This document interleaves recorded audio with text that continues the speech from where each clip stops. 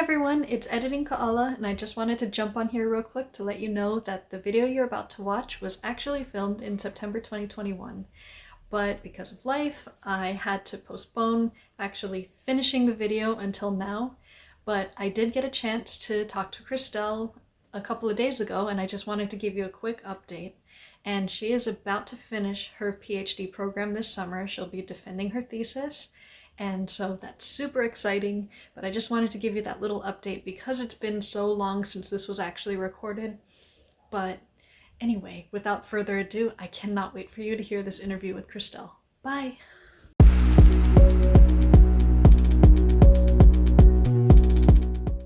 Hi everybody, I'm here with Christelle and we're going to be talking about all things science. All right, Christelle, can you tell me about yourself and how you got started in science? Sure. So I'm Christelle Ancajas, and I'm what you would say is like a typical graduate student. So I'm in my fourth year now. I'm a PhD candidate, and I went through all of that process. So um, basically, a typical graduate student, I basically had to juggle between having to grade exams for TA work, and then at the same time train undergraduates and also help current lab members that are in the lab. And then also, of course, keep working on research for a few research projects, as you may already know that graduate students do. Yeah, and I'm taking my PhD in the University of Tennessee in Knoxville. All right, nice. So if you don't mind me asking, what's your PhD project about? Oh, sure. So basically, our lab is divided into two parts.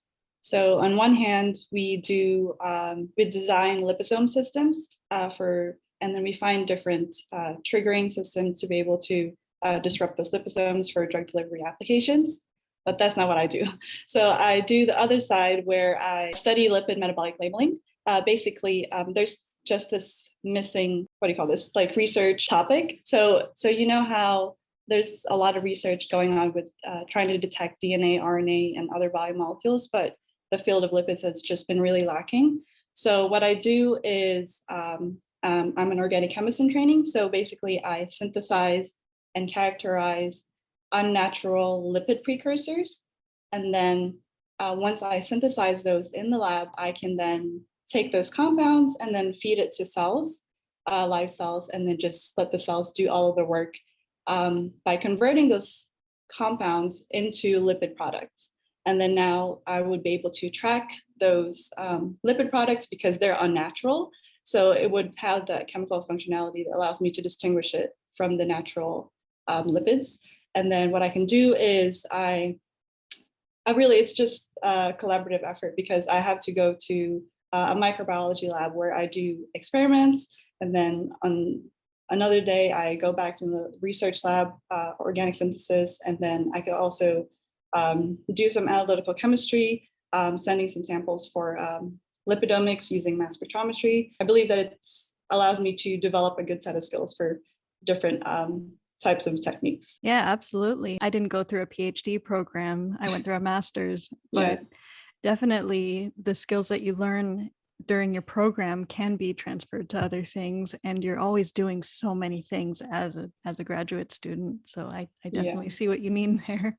Yeah, trying to juggle between so many different things. It's a skill that I don't know. I didn't think I would need and require a lot of work because you know that firsthand you should be able to juggle between different things. But then once you're actually there doing your PhD, you're kind of just like, okay, how do I set my schedule so that my undergraduate could come in a day where I'm not doing TA work, but then I'm doing research that she or he can observe me doing, and then I can train them. It's a lot of organizing that needs to happen. So, yeah. Yeah. How did you find out about this research and get started? When I applied to many different graduate programs, I kind of focused more in like the Eastern area. I didn't want to go far away from my family because I live in Virginia.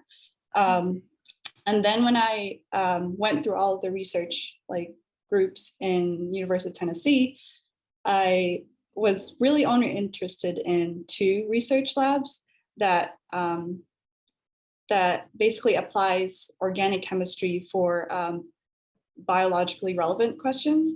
And then I actually emailed my current boss before I got into graduate school. I emailed him and asked him like, hey, I actually took a gap year wherein I didn't do any science at all. Like after I graduated from undergrad, I was only working something not related to science. So I emailed him, I want to kind of get my foot wet, just to get accustomed to what working in the research lab is like. And then I emailed him and he actually replied and said, yeah, you can come in during the summer. Like we have some money for a certain grant where we can train like an extra, I guess, since I wasn't a graduate student then. So at that summer, he said, you can come in as like a research assistant for maybe 3 months.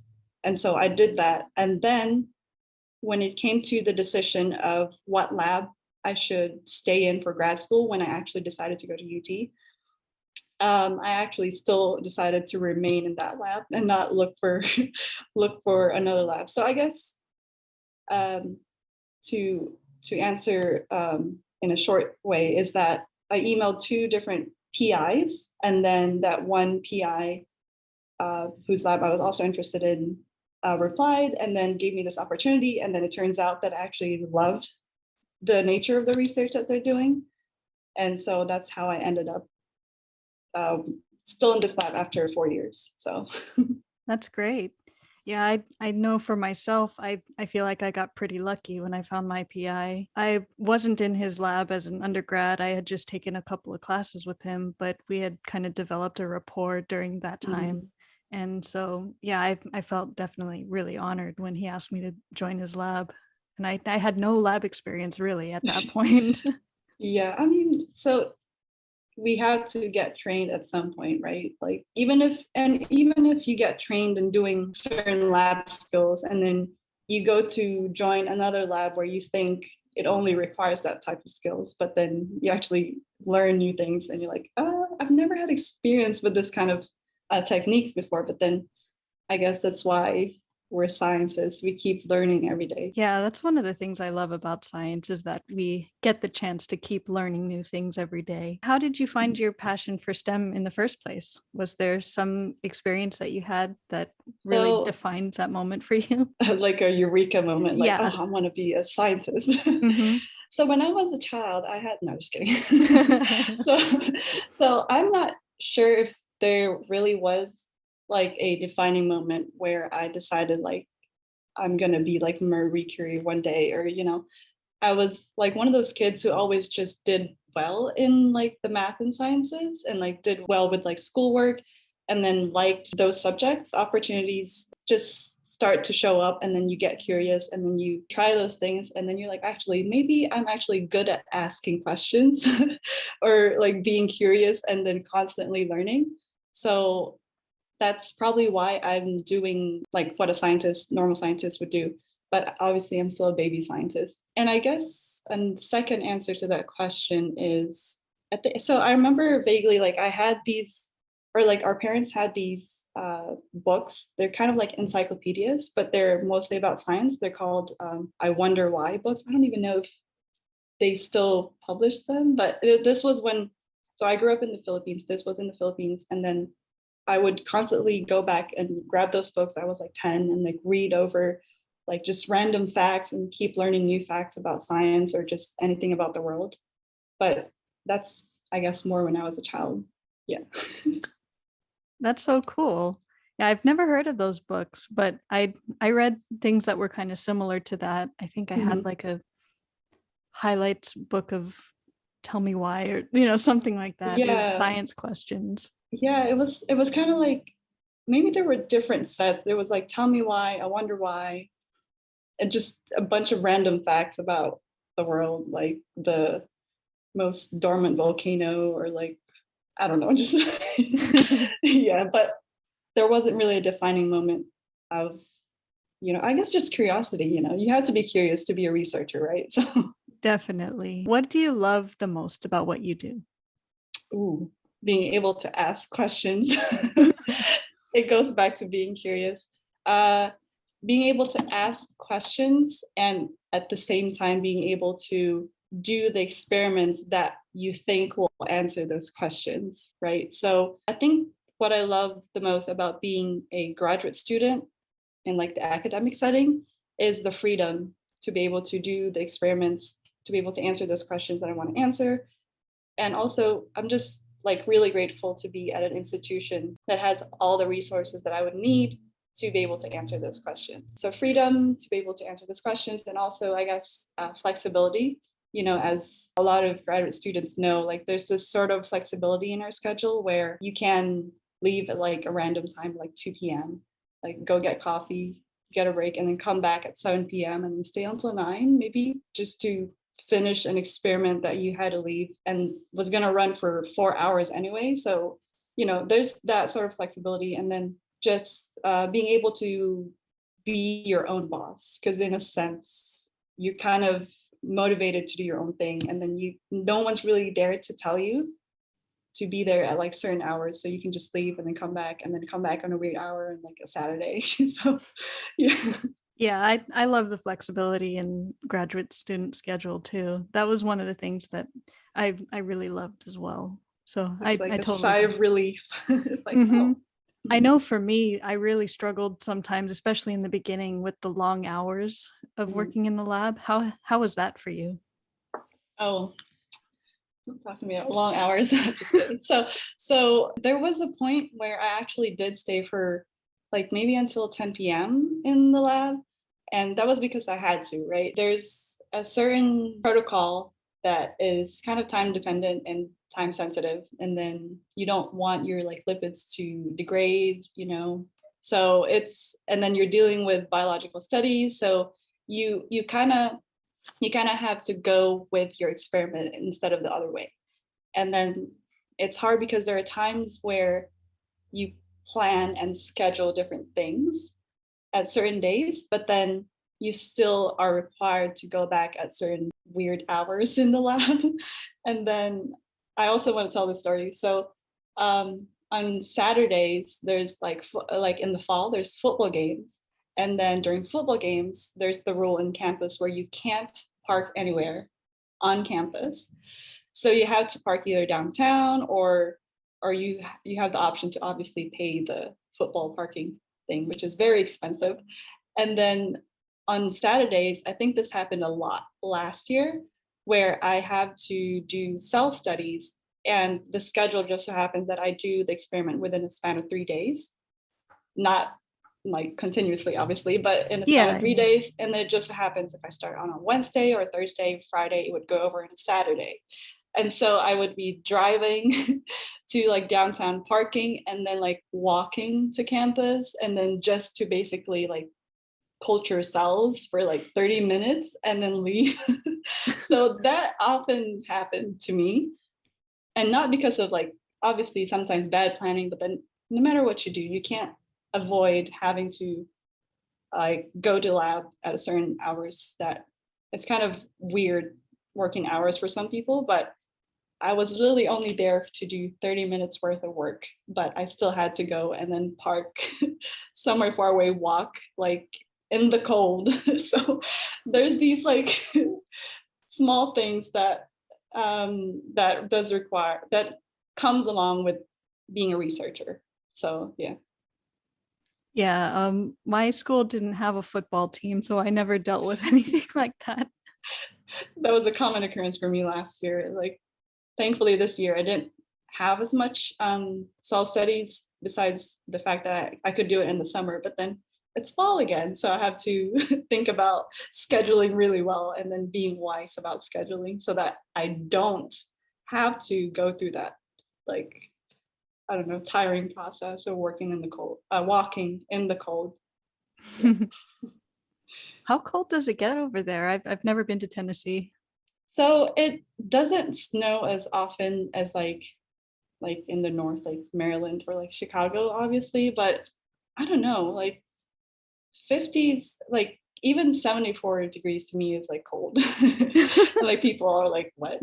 Like, okay, I grew up in a tropical country, okay. I'm not born that way. So I I think even if 74 is cold for me, and then now it's like 50s outside. So even colder than that. So you said you're in your fourth year of your PhD. Yeah. I was wondering, could you walk me through like the different things that happen in each year generally? Yeah. Oh my gosh.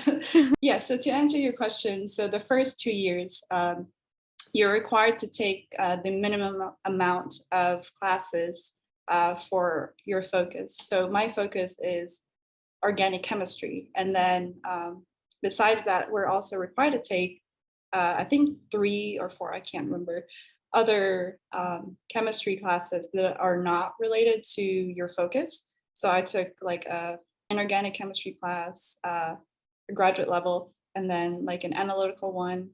And I think the polymer chemistry focus, they take more classes than anyone else in the program. So just those first two years, you're just required to not even do much research. You're just kind of observing what your current lab member groups research projects are, and then getting trained, and then also of course some teaching responsibilities. And then after that, by the time you hit the end of the second year, you are required to present your thesis proposal. So there's a written document that comes along with it, and then also a presentation where we are required to defend our thesis research. So it's basically a proposal of what you will do within the next 3 years. And after you pass that, you're basically a PhD candidate. And then so it's kind of nice where after you pass that, by that time, you're no longer taking any classes. So you're able to focus on doing the experiments that you did initially plan to do. And then also apply whatever you learned within those first 2 years to training other like undergraduates and everything. And then the third year, it was pretty much mostly research. And then the requirement to finish third year was just a simple like update presentation to the whole department. And now I'm the beginning of my fourth year, and there's this stressful other proposal that we have to do by the end of the semester. So I'm also thinking about that and working on that. So basically, instead of proposing the research that is related to your thesis, you have to propose an original research that no one in your lab has done before, or no one in your lab can do. So it has to be unrelated to whatever your lab does. It has to be original. And then again, we have to write a whole written document, kind of like a grants format, and then also present it and hopefully be able to defend it to our committee, the same committee for your 5 years of graduate school. And then I think the last thing after the fourth year original research proposal is just writing your thesis and then publishing a paper.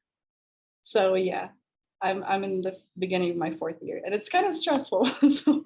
I bet it is. So are you required to have like a certain number of publications to graduate? Yes, so I think on the handbook, we're required to do a first author, just a single first author. So, and also maybe not first author, but like at least something that you've contributed a lot to the paper. There's some, there's some exceptions, but yes, one publication. And does that happen like while you're working on your project or after?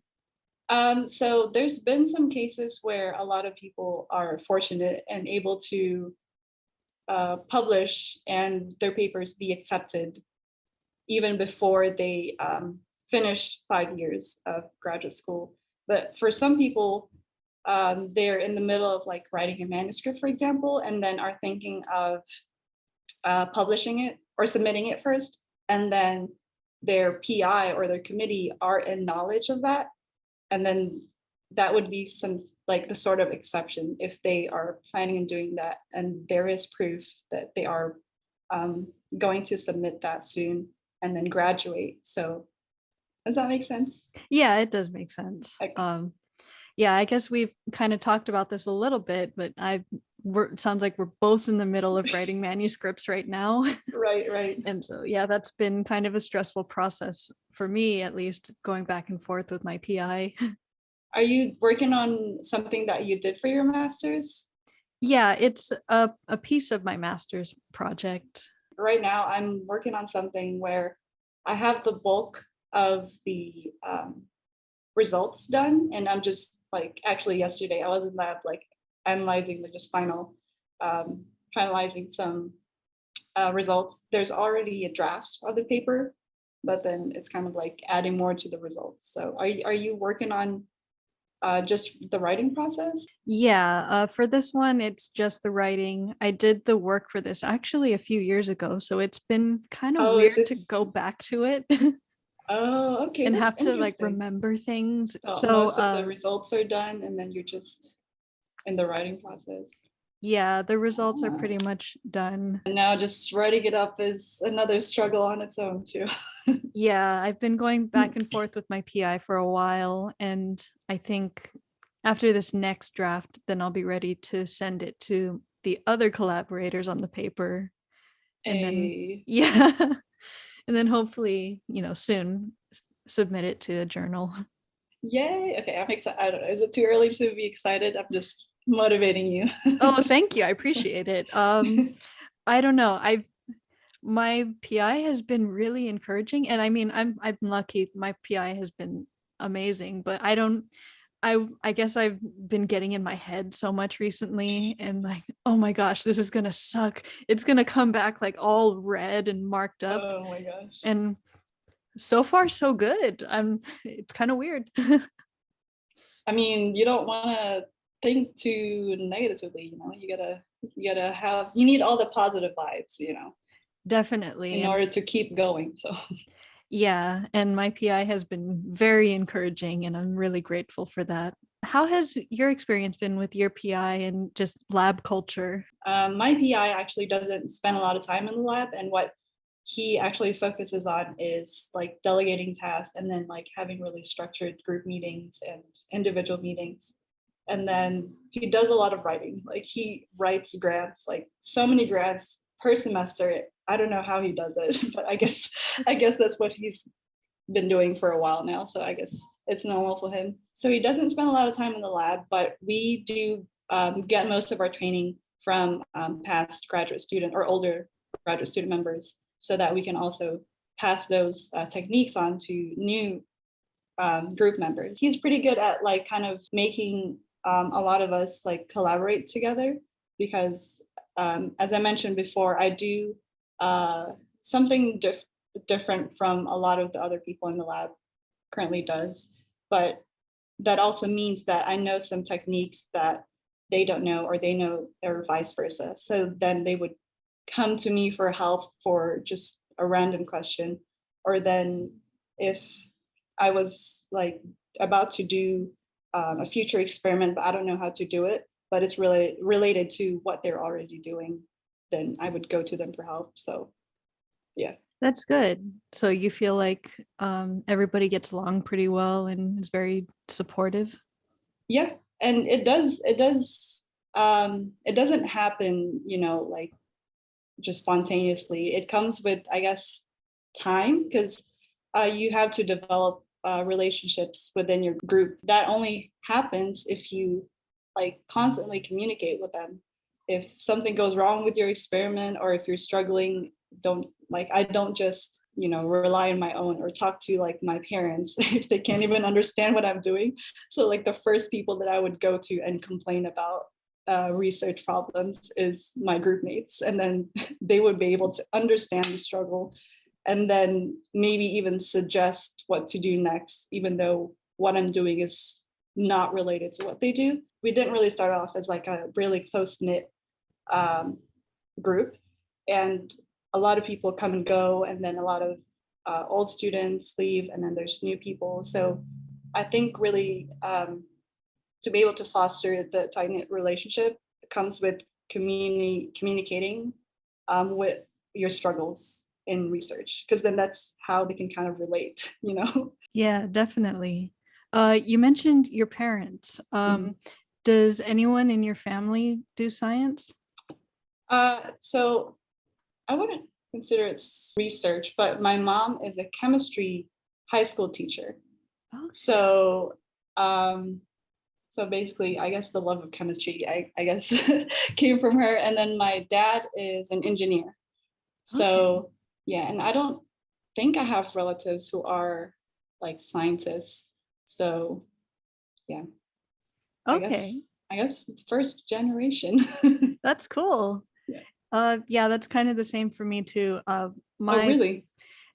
They didn't study science. My mom wanted to, but she just wasn't able to go to college because she had other things. Okay. She had to take care of her family and stuff. Part of my motivation to study science was to kind of honor her and, continue doing something that I love and that she loves. Mhm. My dad didn't really get into science. He's more into business. So yeah, I, Gotcha. I guess I'm first generation as well, but for Yay. research. Uh-huh. Yeah, same. Mhm. Have you faced any obstacles while trying to pursue your career? Obstacles. I think a lot of researchers like yourself could relate to the same obstacles and struggles that I've faced. And for now, I think I can think of two things. So, one thing is being able to compromise um, freedom for answering a research question, but then having to be limited with resources. And then the second obstacle is feeling lonely when you're facing failure every single day, right? So the first, and what I mean with compromise for the first one is that so you have this scientific question, right? But then there's this resources that you have, and then there's also the time limit, and then with the moment that you can do your research. So you kind of have to figure out a balance between um, your main goal of research and then also what available resources you have. And then sometimes time is also like a big thing. Like, for example, like your boss just tells you like, hey, actually, I think it's about time to wrap up this project. So you're kind of just like, okay, wait, I need to speed things up. I need to conduct these experiments, final experiments that I really need. And then you wouldn't get to like test this other hypotheses that you're really curious about, but then it's not really the main goal of the research project itself. So you kind of have to like sit down and like, okay, calm down, focus. And it's a matter of limiting your ego a little bit because we're kind of, as scientists, we're kind of very ambitious and curious. We're always asking so many questions. We're always wanting to answer this other question, but you're still limited to whatever like instruments that you do have, or so maybe it's just time you go look up in the literature if that question's been answered before. So yeah, just being able to balance between what you can do and then what you want to do. So that's one thing. And then the second obstacle, i think um I think we constantly feel lonely when we're encountering like a question or a problem unique to our research question, and it's hard to be able to I guess deal with that when you're alone in the lab and you're kind of frustrated with yet another failed experiment. Or but I guess failure is like normal in research, and that's how we learn new things. But it's a matter of being able to get up from that previous experiment's failure and then having someone or like a support system to talk to, right? So For sure.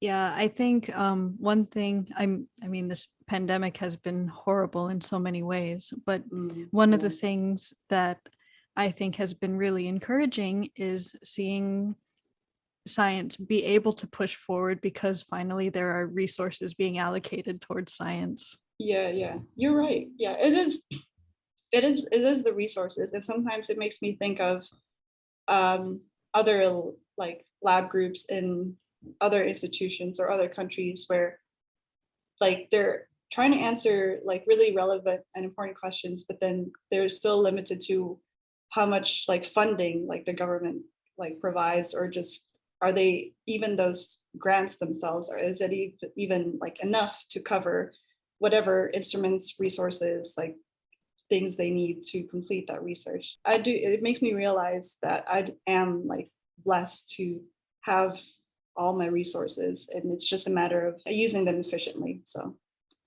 Yeah, I know, even just from my short time in grad school, just writing grants all the time. And then most of the time they would get rejected. And so that was pretty tough yeah. because I wasn't able to do some things that I wanted to do. And it was just for that reason of not having the funds to do it.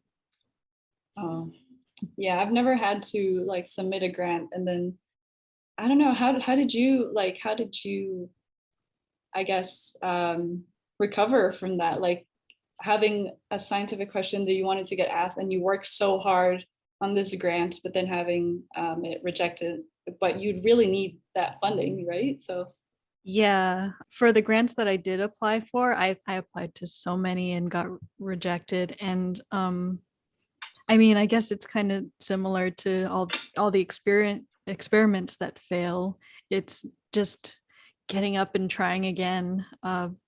But in terms of the questions that I wanted to ask, one of my committee members saw what I was trying to do and wanted to mm, help and gave me some money to be able to do that. So I was very fortunate. that's awesome. Hmm. That's great. I guess there are some, I guess you got lucky for that fact.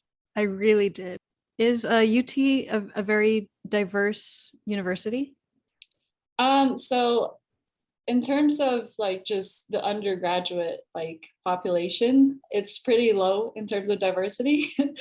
And I'm not sure, so I looked that up in terms of the undergraduates, but I haven't really looked up diversity in terms of like the graduate school department and even in the chemistry department. But from what I can see, it's not very diverse, but I know that my lab group, I feel like is one of the most diverse lab groups in the chemistry department, because I only am aware of the chemistry department. You know, as a graduate student, you're kind of just closed off in one department besides the normal collaborations. Sure. So not really. I think it's only becoming more diverse ever since I think the graduate school committee started recruiting some grad students from other countries. I think there's been a few who actually came in, and they came from a new, or not new, they came from the same university. And yeah, I think it's only been starting to get more diverse within the past 3 years. But my first year here, I was like, ah. The stark difference between, you know, what I would see in other universities, like the diversity in the students. The stark difference is, you know, obvious when I came in here in the first year. So Was that a hard adjustment for you? uh so it was in terms of being able to be comfortable in the space that I work in. So if you're a researcher, and then you're surrounded by, I guess, just um, not really a diverse group of people. It's like a psychological thing where you kind of feel very uncomfortable because you can't relate to anyone else in the room, or you talk to other people, but then you kind of feel a little small because you don't relate to them. But I think that was the reach of my struggle. I didn't really face any injustices or anything like that. Uh, and also it comes with the fact that I've been living in the US for since I was like 12. So it wasn't too hard of an adjustment, if that makes sense. Yeah. Okay, that's good to hear. Do you think that it's important to have in science? Yeah, so I think diversity is important in science in that, so the goal, right, is like visibility and representation. And what we want is that for people who look like us, um, see that we're over here doing science and research, as a woman in STEM, as a minority. And if even like younger kids who aren't even interested in science, if they see that we're doing this, and it's up to them, right, to actually like get curious, like are they even interested in science? And then after that, it's up to the community to be able to provide opportunities for those kids, and then resources that they would need. So like I'm a huge proponent for like everything is cumulative. So it really comes back to visibility and representation, and that being able to see that, oh, if she can do it, then maybe I can too, right? So it's the Absolutely. representation. Do you do SciComm like on the side pretty actively? Not as active as I want to be. I started my Instagram as kind of like a way to be able to share what I do in the lab to my family and relatives in the Philippines. And because there's this like missing link between what they think I do. So they think I'm going to cure cancer or something like that, right? But then what I actually do in lab is like, technically I'm like a cook, right? Like I synthesize all these compounds, but because of my research, I do have cell studies, but then they have this weird misconception that I'm going to cure cancer or a single cancer one day. So my Instagram page was just a way to post things about daily research life, but I haven't actually been active. So I will try to be more active in SciComm once my schedule kind of frees up this semester.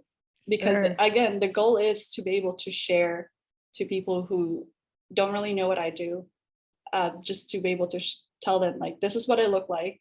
And I also do research in this type of setting. Nice. Yeah, I mean, I like we've been talking about, I think it's really important for people to see people like us doing science, because Mhm.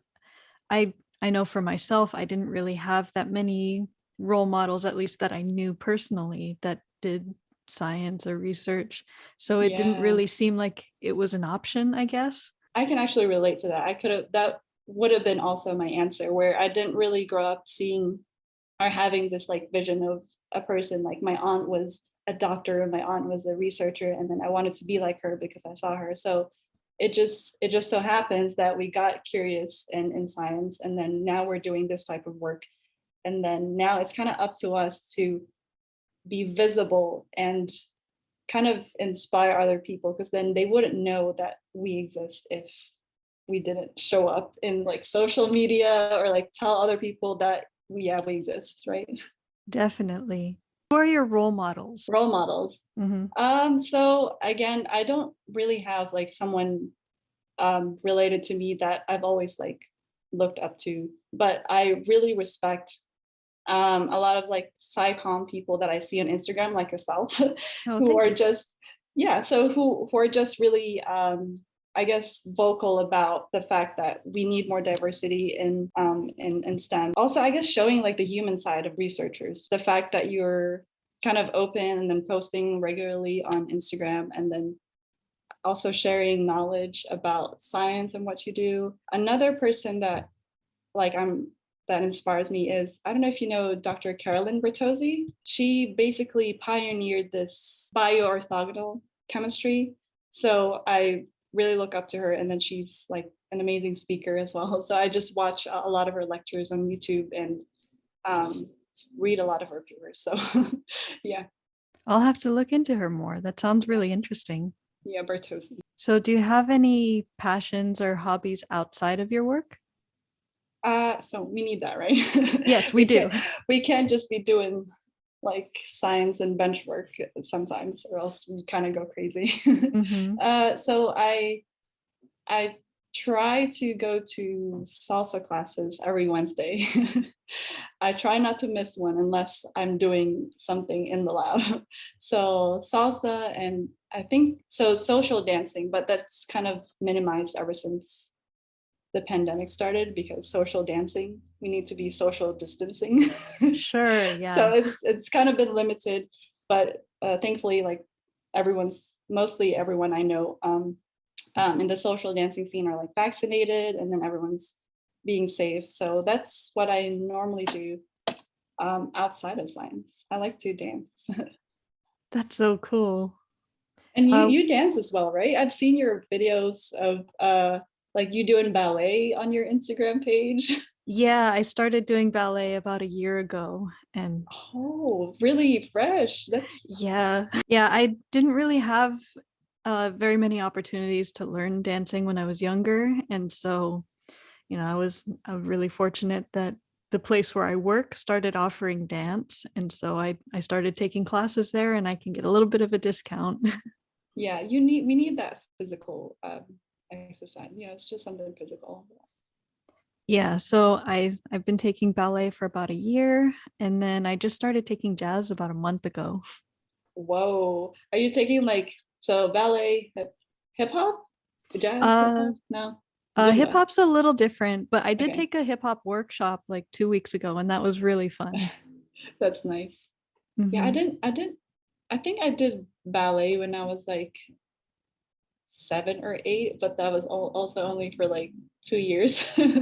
So I wouldn't really consider that, but like, I don't know. I haven't 2 years. retained, I haven't retained ballet skills at all. That's So okay. I mean, 2 years is a long time, and as I've been learning, it's really intense on your body. So, yeah, yesterday there was an international festival going on at the university, and then I kind of was asked to help and perform like a salsa, like a freestyle salsa sequence for like 3 minutes with my salsa teacher. So that was me before lab yesterday. So that's so cool. yeah. I love hearing that, people get to do stuff like that outside of science, like performing and that kind of stuff. So, is your salsa dancing like partner dancing or single? Partner dancing. Yeah. So Nice. I actually only recently started salsa classes like a year ago as well. But before that, I was taking like bachata and salsa classes, but Nice. mostly bachata. So yeah, it's mostly partner work. But so what happens during the class is like the first 30 minutes is like footwork. So like just foundations. So just solo footwork. And then after that, it's just a lot of partner work because then I guess the goal is to be able to apply that in social dancing. So you just grab a partner and then you guys can just freestyle like partner work, right? So yeah, it's both, I guess. Okay. Yeah, I don't really know anything about salsa dancing, so that's why I'm asking. That should be the next dance you should try next after, I guess, after your jazz. Hmm. It's nice. Yeah. I think my work is actually going to have we're going to be having a festival in October, and I think as part of it we're going to have a couple teach salsa dancing. So I'm really looking forward to that. Oh, okay. Let me know how that goes. Yeah, I will. Because you have your salsa dancing and things, how do you find a work-life balance? I'm still finding it. I'm Sure, not yeah. right. I'm not sure if I'm like required to, or like I have the credentials to answer that question, like work-life balance. But I guess it just, the nature of being a graduate student, it just comes along with it, having to actually balance like weird working hours with like time to even go grocery shopping, like do Hmm. your laundry, like just do house chores, and then also having the time to like call your family, or if you live close to, if you're fortunate enough to live close to your family, like visit them. So I guess, try as much as possible to remind yourself that longer hours doesn't mean like efficient working hours, right? So if you're running on like pure grit and caffeine, like you can do a lot of things, right? But it's different when you're well rested and running in grit and caffeine, right? So Yes. so there's like a magic that comes with producing quality work if you're healthy and well rested and have coffee, right? Compared to Absolutely. just forcing yourself. So Absolutely, yes. And yeah, that's a good point about you don't have to know exactly like how to do things perfectly. Like you can figure out the work life balance as you yeah, go. yeah, I'm still figuring it out too, right? Hmm. For sure. What advice do you have for anyone who wants to pursue your career or your path? So advice to, I guess, incoming graduate students, right? Yeah, incoming graduate students. So I guess my advice would be that during your first few years to take your time, don't rush, because you shouldn't feel like you should stay at like long hours, like as much as old members in the lab. There's a lot of productive things that you can do. For example, like reading papers or uh, doing homework for your classes or just learning more. And you can maybe just spend that time in the library or a cafe. You shouldn't have to feel like you should force yourself to stay there, because that will come in your third or fourth years where you actually have your set of skills and you're already trained enough to be able to do this research. And that's when you'll actually be able to spend longer hours in lab.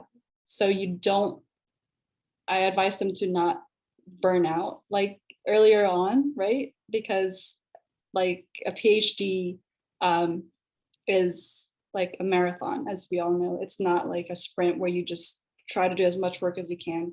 It's a lot of people like don't last because they were burned out. So I think just take your time in those first few years and then just absorb everything like a sponge and ask questions. Feel dumb every time. Like you should feel dumb because we're here to learn, right? Ask as many questions as you can. I love that. Yeah, because I've definitely for myself felt really insecure about asking questions and feeling like I'm Same. gonna look dumb. Same. I was always that, like when I came in, I was like very timid, wherein I wouldn't be curious if like this other grad student wasn't asking me like, hey, do you want to check out this new reaction that I'm going to set up? Do you want to learn? I actually was just sitting in lab reading papers and only asking questions when they're like next to me, you know? So like, I guess like, don't be timid in terms of asking questions. There is that like insecurity that comes along, like you mentioned, but I guess just get rid of your ego and then just ask questions. I made that mistake in my first year and I kind of regret it, you know, not asking as many questions and just communicating. Oh, thank you. I really enjoyed talking with you. Yeah, yeah. I hope I did okay. I think you did great. Is there anything else you wanted to say before we stop recording? So I guess so in terms of advice, I just wanted to add on. Yeah. That was advice to incoming graduate students.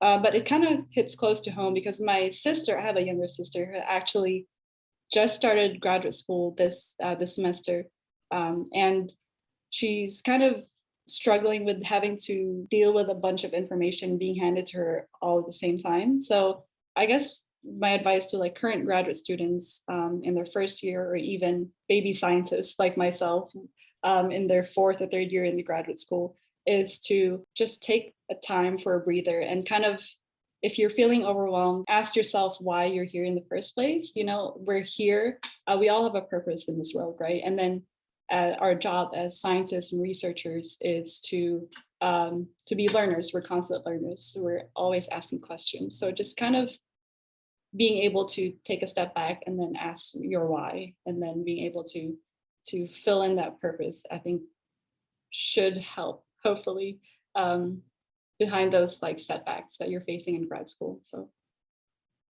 Awesome. So, okay, I guess one more question. What advice would you have for young girls who want to become scientists?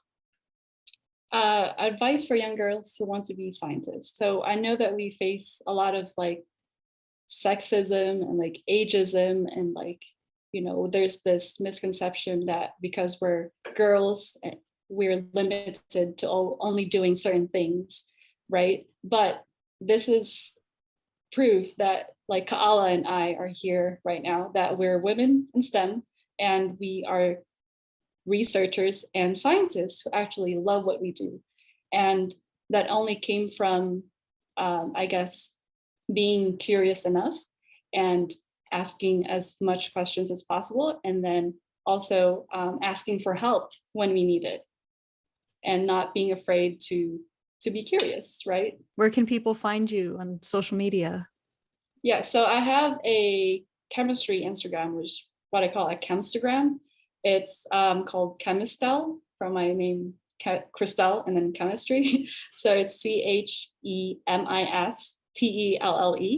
on Instagram. And that's pretty much all the science communication that I do. And then if you need access to our group's research, it's in Dr. Michael Best's research group. So if you type best.utk.edu, you should be able to reach our group's page and be able to read recent publications from our page and also the type of research that we do. So that sounds good. And I'll definitely link all of this in the description box of YouTube and everything. Thank you so much. Thank you.